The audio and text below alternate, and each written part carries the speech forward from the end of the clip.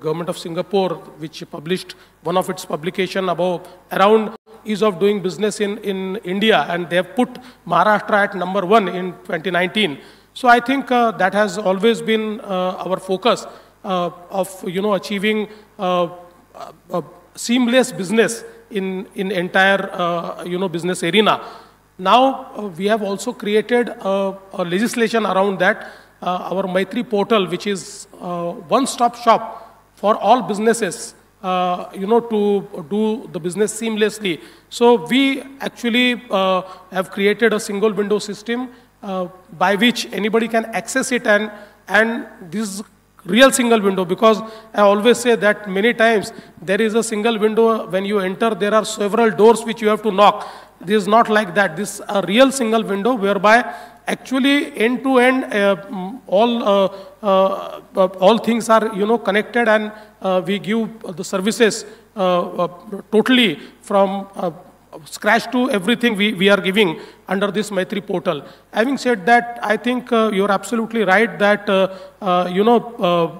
cost of logistics is something which is bothering businesses a lot, and that is why we are creating infrastructure and seamless movement of goods.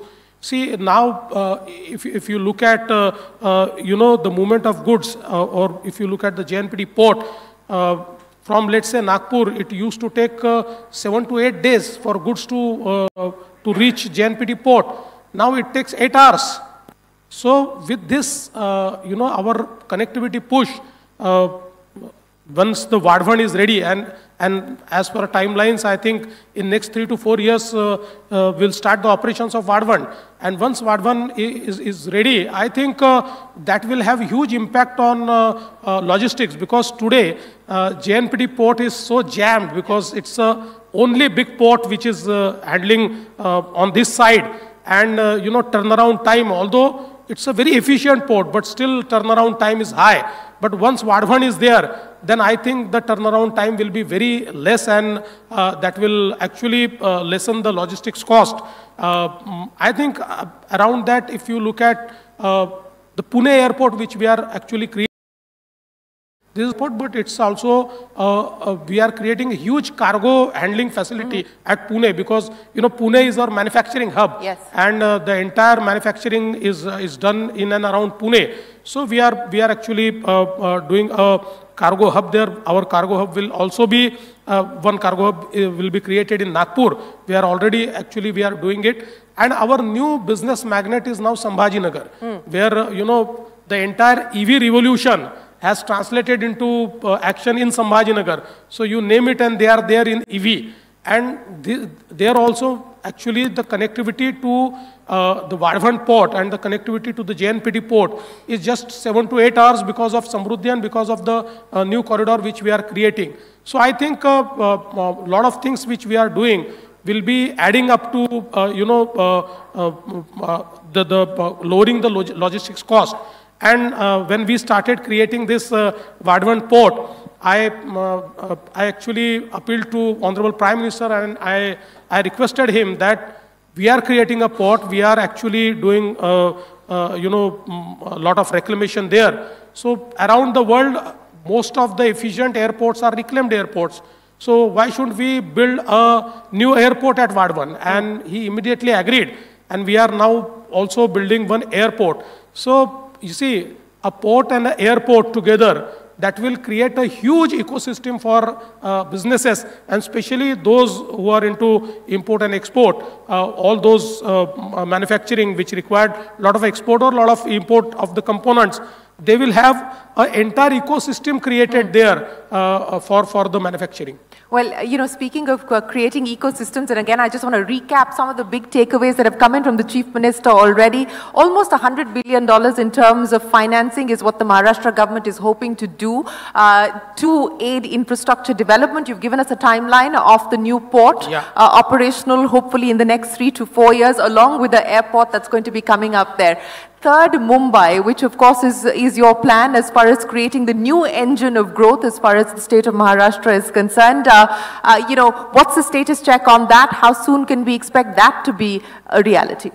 Yeah, of course, I think that's soon going to be a reality. You see, due to our infrastructure deficit between 2000 and 2014, we lost a lot of IT revolution to, cities like Bangalore, cities like Hyderabad, because, Mumbai being an island city, there is huge land constraint, and the rentals went shoot up. They went up so high that it was unaffordable for tech companies to locate themselves in Mumbai.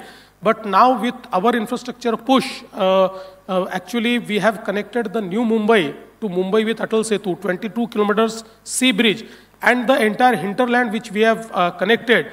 Now we are creating a third Mumbai between, this Atal Setu, JNPT port and the new airport. And this will be 3 times bigger than the existing Mumbai. And it will be a sort of thematic city where we are actually building a Edu city. In the Edu city, we will be having 10 foreign universities located themselves, out of which 5 are in active dialogue with us. Actually, 5 have already applied.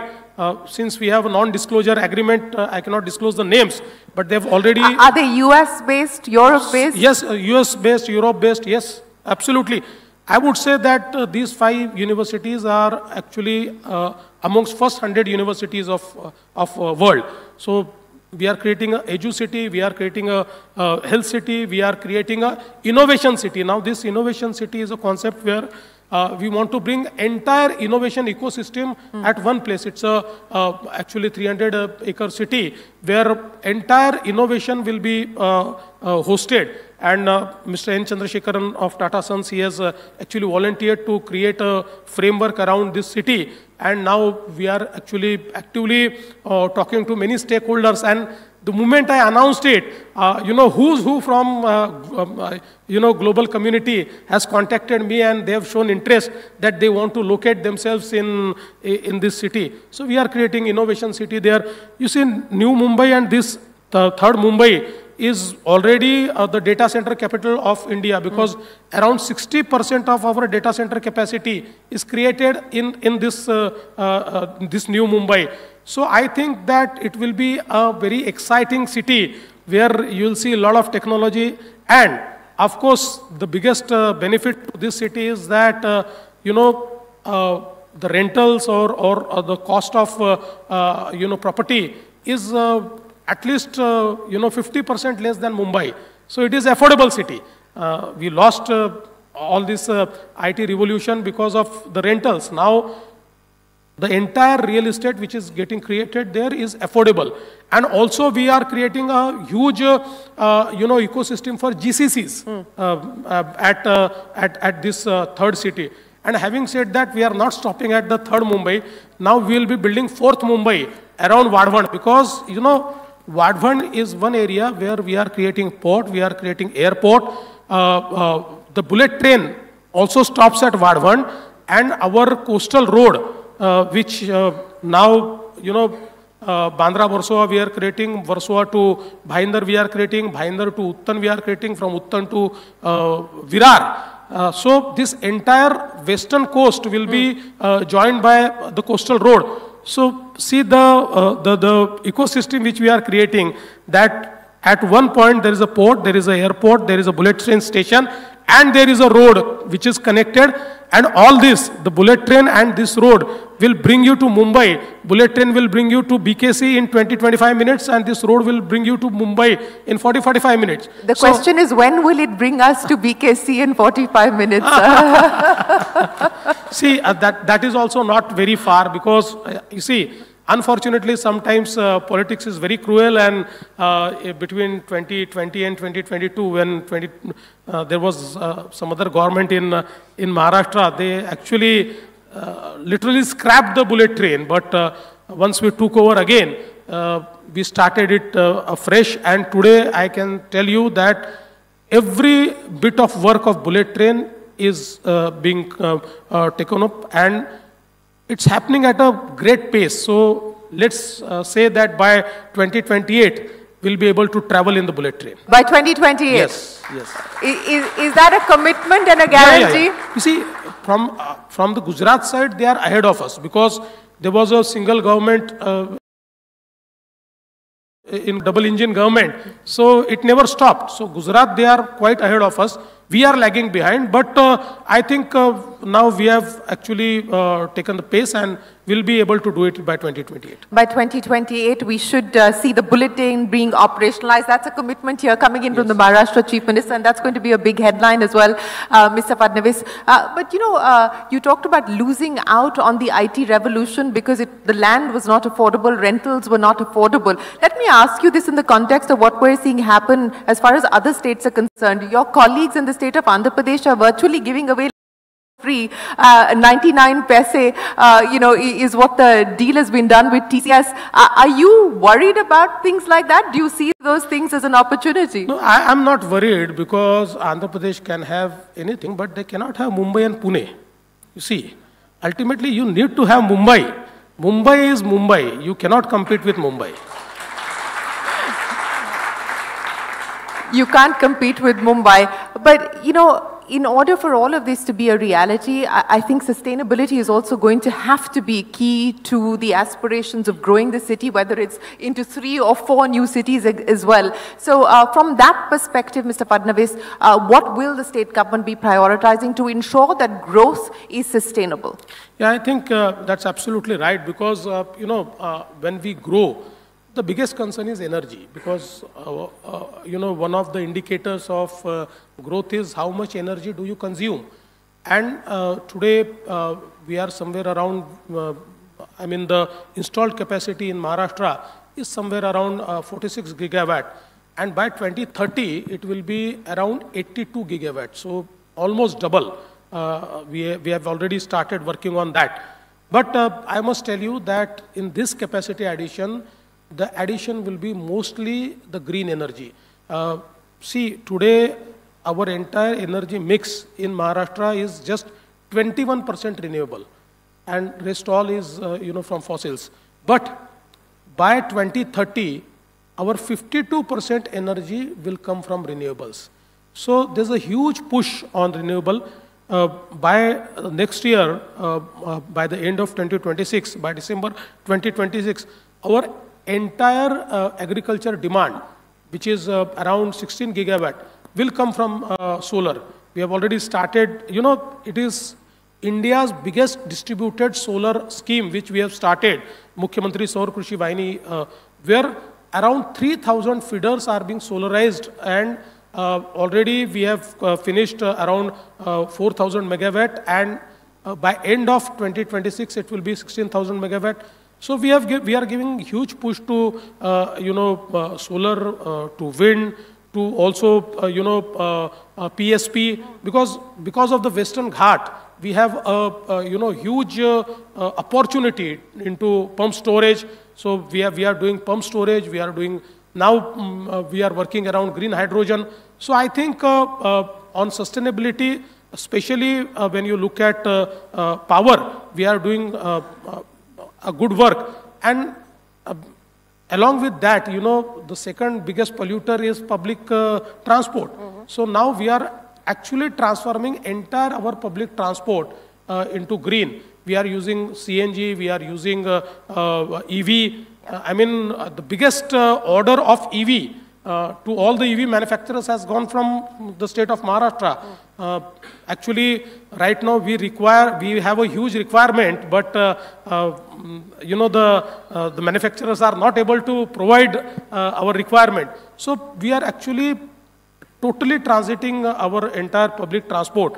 And again, you know, because of the EV revolution which is happening in our country, I think that by 2030, even the private cars and the two-wheelers will be mostly EV, because now a lot of push is being given to EV, and the costs are also coming down. So I think on sustainability, it is our focal area, and we are doing it. Well, you're talking about the EV revolution, Mr. Fadnavis, so let me ask you, is Maharashtra going to be part of Elon Musk's plan for India? That only Elon Musk can tell, but I hope we should be, and we'll always try, we'll always compete, we'll always be, you know, at forefront to welcome them. But specifications that also that